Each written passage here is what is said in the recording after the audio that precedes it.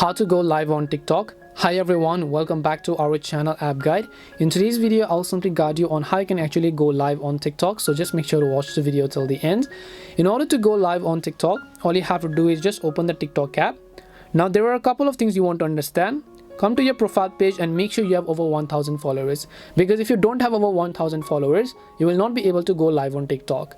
And then once you've done that, tap on the plus icon here, and only then will you be able to find the live button, because if you do not have over 1000 followers, you will not be able to find the live button, and if you don't find the live button, ultimately you will not be able to go live.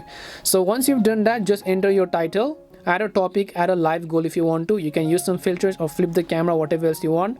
Just tap on go live and you'll successfully be live on TikTok, and your followers will get notified, and then people will be able to watch you.